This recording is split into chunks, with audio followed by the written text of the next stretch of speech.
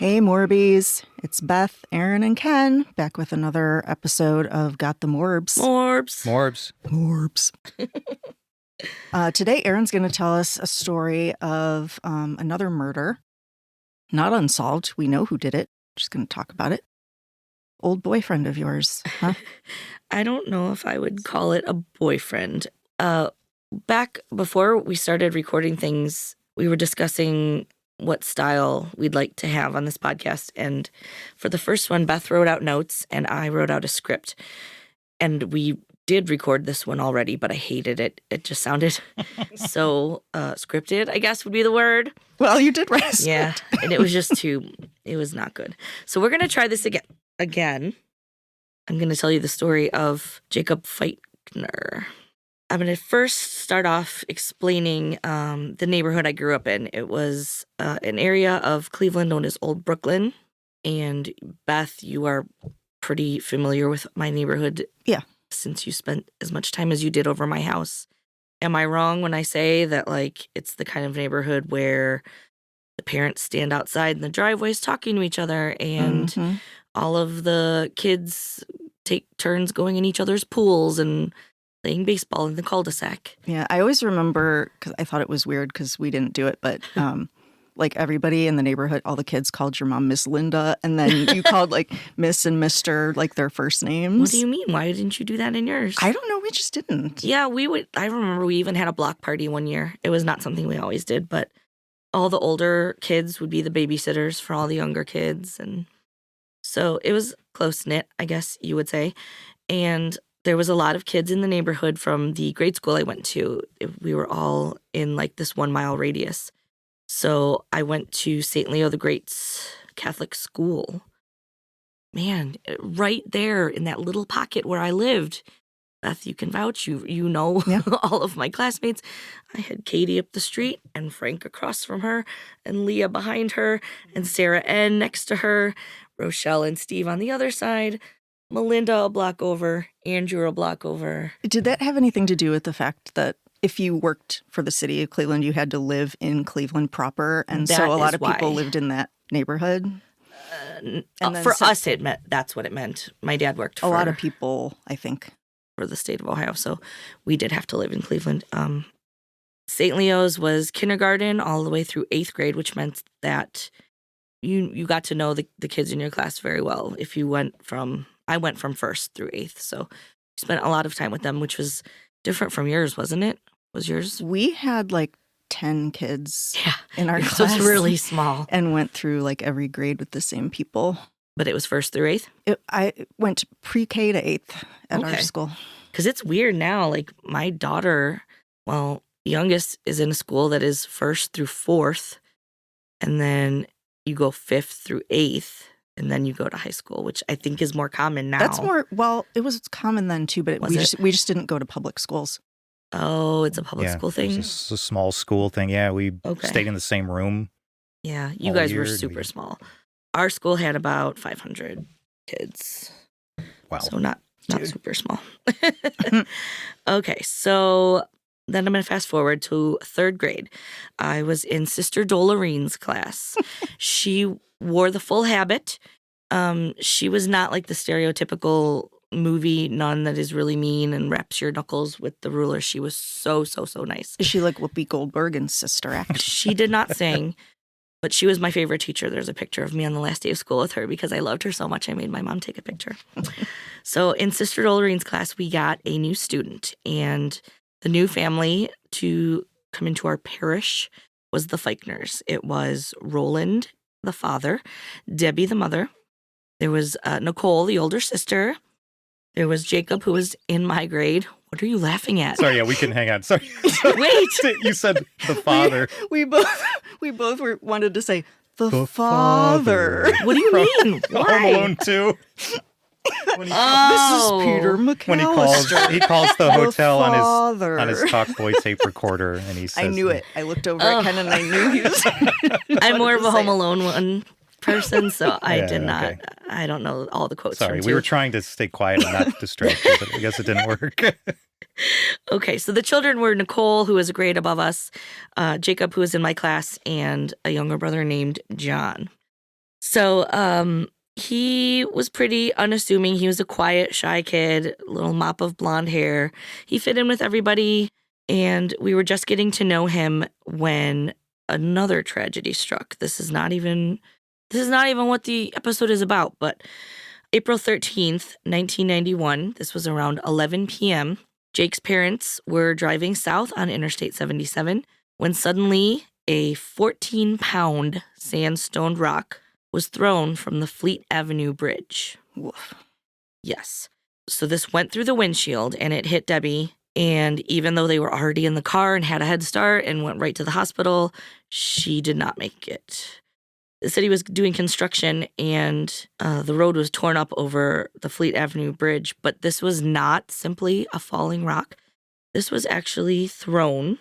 And the police did an investigation and found that Ronald Jackson had thrown this big rock, and he was convicted of the murder of Debbie, and she was only 35 years old.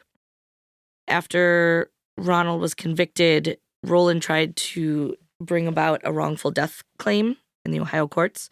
He tried to say that the city was negligent for not putting up fencing that went all the way over, but the death claim was dismissed. They said that the city did everything that they should have and that they were not responsible. So that did not go through, but luckily they did have the right person in custody and he was convicted of murder. Can I say something that I realized? Yes. Roland and Ronald have the same letters in them.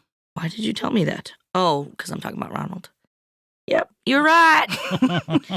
All right. So I do remember when this happened, our teacher telling us to be extra nice to Jake because he was very sad because his mom died. I believe he finished out that year with us in third grade, and then he transferred schools. And I cannot imagine how hard that must have been for a third grader who was now going into his third school, dealing with the death of his mother that young, and he had just been diagnosed with dyslexia. So he was going to a school that was better equipped to deal with that also. So all of that at once for him. Did you interact with him much? I don't remember grade, interacting with him much, no. But the weird thing is that you will see throughout this story, he keeps popping back up in my life. So there is more coming. That brings me to about 7th grade. Jake would ride his bike over in our neighborhood, and he started reconnecting with some of the kids from our class. He lived on a nearby street called Skylane Drive, and so now that he was a little older, he could ride over. Eventually, he started dropping by my house. We would sit out on the front steps, and we would talk about school, and we would talk about music, and that's when he was my little boyfriend.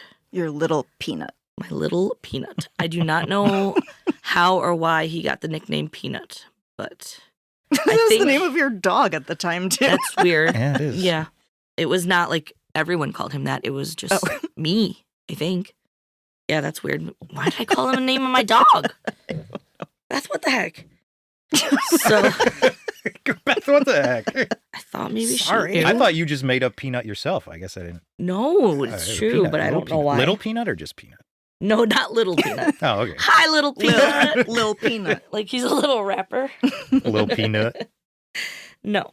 So he would come over and we'd sit on the front steps, and I remember him trying to like hold my hand and put his head on my shoulder, and I would get really embarrassed because I didn't need the neighbor boys seeing that and making fun of me, and I was mean, and I broke up with him and was like, no hugging on my steps. So it didn't last long, but we were so young that it was not like a huge deal. It was just a little thing that happened and a little thing that stopped happening. Just a blip. Just a blip on our lives. So then when I was doing research for this, I saw that he spent 2 years at Trinity High School, which was my high school, but I don't even remember him being there. So that's weird. That is another time where he just appeared in my life. There he was again. But it does make sense that he went there because at the time of his death, he was actually engaged to a girl that was in my graduating class. So I guess they're not lying. I guess whoever wrote that was not lying. He was there. I just don't remember. Apparently he was there. Didn't know it. Then I'm going to skip ahead to 2007. I think maybe me and you were living together at that time, possibly. Yes. Our first apartment. Because I started working at Starbucks in 2006. And Okay. that's when we lived there. Yes, that's when you'd bring home boxes of chai and Mocha Valencias. Make my dreams come true. So it was it would be the 5th of July. I got a phone call from my mom, and she said, "Did you see the newspaper?" Which we were living alone and not getting the newspaper delivered to our house. That was not something we did. So no, I did not see the newspaper. And she told me, "Do you remember Jacob Feichtner from your class? He was shot yesterday." And I did not even know what to say. Probably we had the internet, so I probably went online and looked this up. Apparently, the night before, Jake and his brother, who were both college age and were not even living at home anymore, they both gathered some friends together and met up at their dad's house, which was still on Skyline Drive. And they just had some people over for the 4th of July. And it was said that Jake had some firecrackers, but they were just little wimpy things. And one of his neighbors was even teasing him and was quoted as saying, "Is that the best you can do?" Because they were just little, probably like them little snap bangs. Yeah. And some sparklers. I don't know. The black snakes Those- that you light yeah, on those fire. snakes.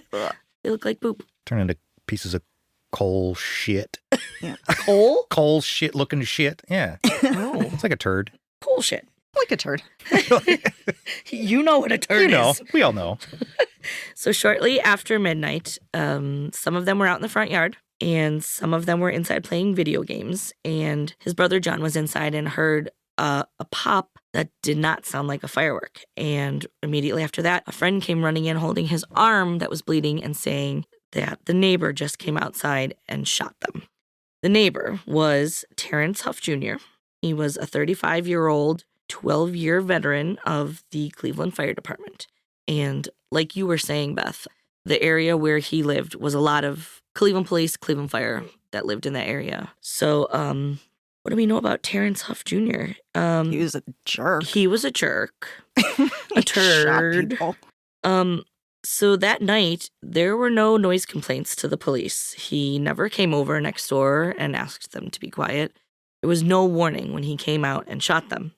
He came outside and is quoted as saying something like, "I bet you guys won't be doing this shit again." And when Jake saw that he had a gun in his hand, he just told him, "Go back inside. You're not going to do anything with that." And that's when he fired the first shot right at Jake. Jake reacted in complete surprise and said, "You just shot me." And then Terrence Huff Jr. shot him 2 more times after that. He also shot Katie Rosby, who was 26 at the time, of Rosby's Garden Center fame, and her boyfriend, Bruce Anderson, who was 30. Both of them were fatally shot. Then there was 2 other friends, the one who came inside the house with his arm bleeding, and a second friend who were shot but did survive. So he shot every single person who was outside. It was not every... He tried. Actually, maybe it was every single person outside. 5 people. He came outside, no warning, no, coming over before and saying, "Can you quiet it down? I'm trying to sleep." Nothing. Just came over and shot 5 people. What time of day was this? Shortly after midnight. Shortly after midnight. And Yes. you said he didn't even come over once and No. complain. Did they No. have, did he know this guy? Did they know each other? Or did they have issues so before? They did have issues with him before. In fact, Jake and John's dad had set rules up for them when they would have friends over so that this guy would not get agitated. Appease the huff. Some of the rules were turning off the car headlights before the friends pulled into the driveway, bumping the car doors shut instead of slamming them, and turning the car radios down before they even pulled onto the street. That is ridiculous. You don't Yeah. need to accommodate someone like that. Well, apparently they knew that this guy was trouble. There were also stories about them playing basketball in their yard, the ball going over there, and him either refusing to give it back, or one time he deflated it and then gave it back to them. Another neighbor described him as a ticking time bomb. And this neighbor also said that Terrence had once challenged him to a fist fight. So it sounds like he was a problem for most people, not just the Feichners. Right. Did he have anybody else that he was living? Did he have a family? He did have a wife. It was said that the time that he deflated the basketball, she felt bad and went and bought them a new one and gave them a new one. But the night of the shooting, she was standing outside and she did not attempt to stop him or warn anyone or anything. So Self-preservation. She probably didn't want to get shot herself. Was he military or something? there was no indication that he was military, just fire department. I didn't know if he had PTSD or some There kind was of... no mention of that. It said... that made him so averse to noise. No, I think he's just an asshole. Huh. It said that he had no incident reports at work, but he did have a DUI that was on record from years before. What they found out was that he had used a .40 caliber semi-automatic Beretta handgun, and he had used hollow point bullets that you normally use for hunting, which explode on impact, meaning if you were shot point blank like Jake was in the chest, there is no chance of surviving that. The exit wound is very large. That's a .40 caliber. Yeah, that's... So the friend who came in the house who was shot in the arm obviously was not as dire, and he survived. And I'm not sure where the other survivor was shot, but I believe Katie and her boyfriend Bruce were both shot in the back. I think they were running. That's even worse. I know. Since he was in this neighborhood with a lot of police and fire department members, one of the off-duty police officers that was a neighbor came over and was holding him until the police could come. He just surrendered? Yes. When the police went inside his house, they recovered 12 guns inside. Jesus. It didn't say anything about whether they were legally purchased or anything, but he had 7 handguns and 5 long guns. And when the police arrived and the neighbor was holding him, he admitted that he just snapped. That was what he had to say for himself. He just snapped. Mm-hmm. So he was charged with 3 counts of aggravated murder and 2 counts of attempted murder. And even though he admitted his guilt when he claimed he just snapped, he pled not guilty and decided to go to trial. Why? Not guilty by... Because they probably figured, or he probably figured that since he was a straight white man, they wouldn't... And a firefighter. And they're always the ones who do this shit. Was it like not guilty by reason of insanity or anything? No. Just straight up, No. I didn't do this. Nope, not guilty. Luckily, he was found guilty on all charges, though. Yeah. He was sentenced to life without parole. It was a unanimous decision that took about 7 hours to reach. In court, all he had to say was, "I'd like to say that I'm sorry, Your Honor." He was sentenced to the Richland Correctional Facility, and the last thing I could find was that he was moved to the Allen Correctional Facility in 2008, which I believe is where he is still being held. In 2010, he appealed his conviction, and he filed a number of motions trying to get a new trial or a corrected penalty, and thankfully they were all denied. The Feichtner family also tried to get a wrongful death suit filed against him, which they did win. They were awarded $3 million, but it's likely that they never saw that money from him. So after this happened, there was a vigil held at the Feichtner's house on Skylane Drive, and family and friends and neighbors attended, and a priest from St. Leo the Great gave a talk at the vigil. So here, I'd like to show you guys. Here's Jake. That's the picture that I picture whenever Me too. Yep. Because Well, I have no a copy idea of what it. this guy looks I have a like. copy Here's of it. Jake. That is at the time that he was my boyfriend. He is in my bedroom. I took that That is picture. definitely a mop of A hair. mop of blonde hair. Doesn't he just look like the sweetest kid? He really was. Really. That's unfortunate. How old was he when he died? Well, he was in college, so early 20s. That's a He was rough taken in my bedroom. childhood. And That poor family to deal with what happened with Debbie and then with Jake. Right. I feel so badly for them, and I hope that they're all doing well these days. When we first tried to record this episode, I brought up that his older sister, Nicole, was in my Girl Scout troop at one time, which you attended an event that we did where she was there, so you probably met her too. Probably. But I haven't talked to her since we were Girl Scouts together. But yeah, that is the murder of Jacob Feichtner. I give that high points on the morbometer. Yeah. Mostly because, 2 tragedies strike this kid in less than 20 years. Mm-hmm. Both of them super unavoidable. Like, it was just a moment of Exactly. one guy snaps and decides to kill him. Some kid decides to make one little stupid decision. It was a guy. It was a grown man that did that. Oh, I assumed it was like a kid throwing stuff off the bridge. No, this was a grown man. A grown man threw that block. It was 14 pounds. I mean, now kids can lift 14 Yeah, pounds. but I I'm just just assumed, you always hear stories about kids doing that. Oh, no, So- this was not kids some- playing around. This was some dumb-ass man Yeah. standing on the Fleet Avenue Bridge throwing it over. How did they even find him? I was wondering I that was too. wondering the I tried same to thing. look. I tried Unless to he look, was I don't know. hanging around the scene. I do not Holding know. another. Yeah, holding Did they another. have traffic cameras that long What year? ago? I don't What year? think so. 91. Probably not. Yeah, I don't think so. And I really don't know. But I remember hearing about that for a long time. I was worried someone was going to drop something on me.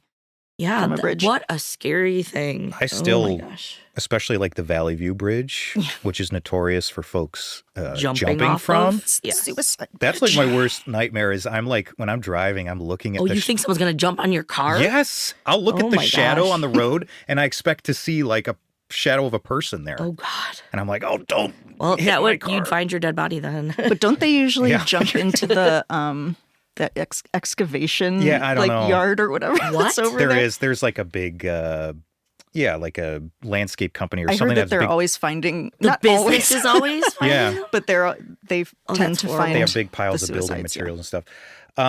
Ooh. Yeah, it's just too like wrong place, wrong time. Yeah, split second. Split just second. the wrong thing. Yeah, that's pretty awful. Yeah, poor family.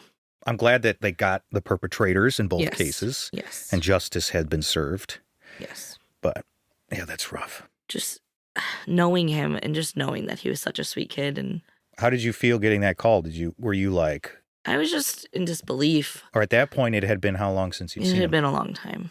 Well, let's see. I was in 7th grade around 94. And then the call came in 2007. So 13 it years? was quite a while. But it's also strange how he just kept popping up in my life. You know, he could have left 3rd grade and I'd never hear from him again, but no. Yeah, that was a real downer of a story. I'm sorry. I mean, isn't that the point of this? It is. Podcast. It is. But I don't know. Maybe it's just harder when you know the victim. I don't know. Well, yeah. There probably I won't would be think that so. many cases that we share where we know the victim. Probably not. Hopefully not. All right. Well, now I'm going to go cry. Well. Well, thank you for joining us for another episode of Got the Morbs.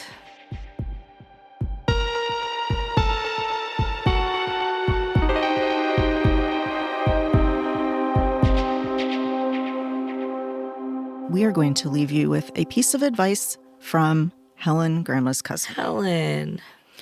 I still feel bad that we never went to see her in the hospital when she was sick. But we were also in high school, so At least we have those Shirley Temple dolls. yes. Do you still have yours? I think so. I do. Anyway, so this is what she told us. And she said it just like this. And she shimmied a little while she did it. She went, be good, like you know you should. Be good, like you know you should do. Should do. Yep. I remember when she was wearing that day too. She was wearing like a shiny blue shirt. I picture that. Mhm. Do we have a picture of her in it, We or do. why do I We picture do. that so Yeah. much? I think we do. And do you remember when my brother tried to make fun of her and was like, "You have a mustache," and she was like, "So what? My mom had one too." Poor, She was the poor best. Helen. She was the best. Bye. See ya. Morbs.